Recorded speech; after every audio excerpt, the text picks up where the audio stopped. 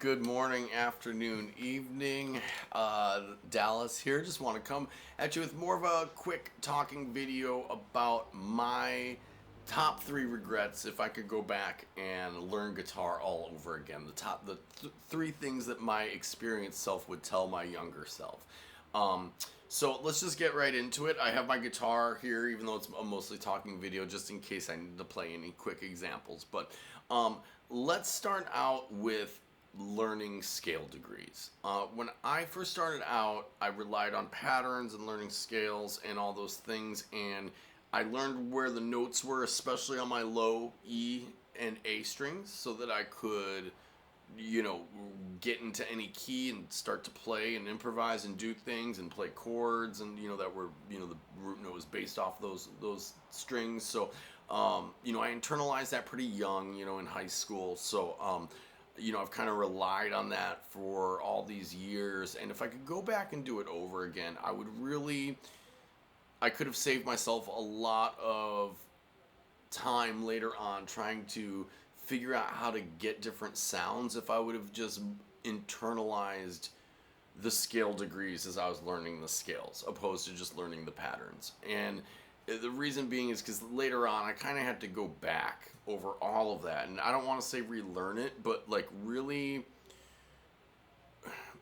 go over it for a second time. I could have kind of just done all that at once, like when I learned it, and I think it would have saved me a lot later on. Later down the road when I was like, oh, if someone was like, oh, like, it's got that sound with like the major sixth in there. Like instead of having to go down a rabbit hole, I would have just already known what they were talking about, right? So I just feel like it really, if you are at that stage where you don't know that stuff yet, just take the time to learn the scale degrees as you're learning your scales, and don't rely so much on patterns. And I'm going to use that as my greatest segue since doing this on YouTube, hands down, of relying on patterns. So don't try not to. If I could do it over again, I would. Let me make it more specific. My second regret.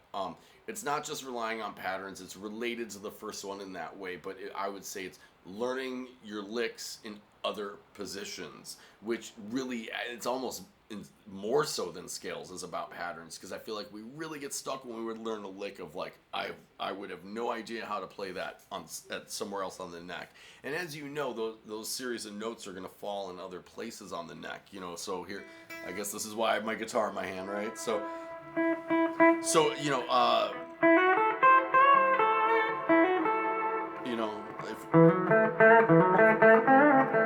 you want to be able to play that in other octaves, other positions, know those notes in other places on the fretboard other than just there.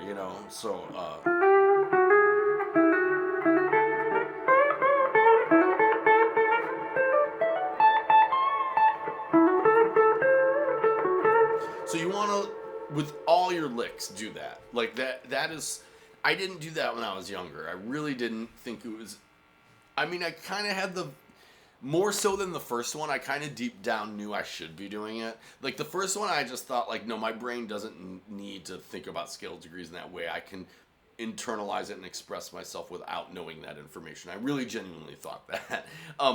The second one, I don't think I ever thought that about learning licks in other places on the neck. I think I, even at a young age, could see, or young in my guitar development, which was, I was young. So, I think I, even at that time, could recognize the value in learning your licks in other places.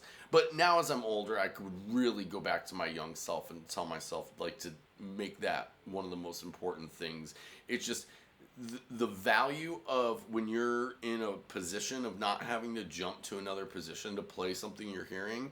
The value of that is, like, I can't even describe it.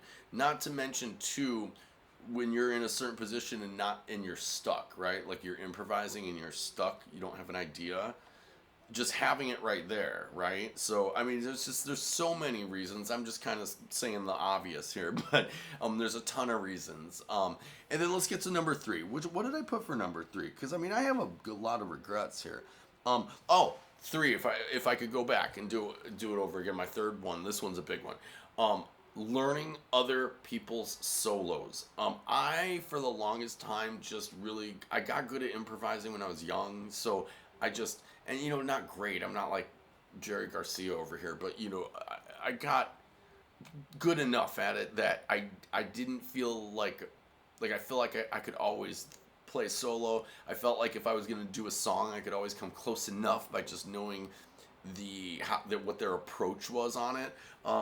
I couldn't be, first of all, more wrong about that. Like, even if you hear a solo and you're like, oh, that just sounds like all minor pentatonic stuff to me, go try to play it. I guarantee there's a couple things going on in there that are going to throw you off, right? So I just find it really, if I can go back and tell myself the importance of it, I find it is really important now to learn other people's solos note for note. I mean, I don't always nail them exactly how they play them, and I preface my videos with that, but at the same time, I try to get as close as I can to what I'm hearing them doing in my head.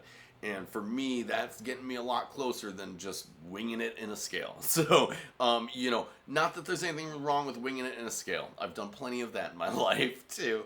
So, I mean, that kind of wraps up my three biggest regrets. I'm going to do a follow-up video right here on the first one, which was the scale degrees. I'm going to do another video pretty much immediately here and just kind of go through the different scale degrees and how I view the importance of them and which ones are bendable and all those types of things. So, awesome. Hope you enjoyed this, even though it's just talking with very little playing. But hopefully it gets your mind thinking about a few things that you can start working on. If you're newer to the guitar playing game. So much love to you all. As always, like, subscribe, and share. Keep on picking, and love y'all. Peace, love, and music. Later.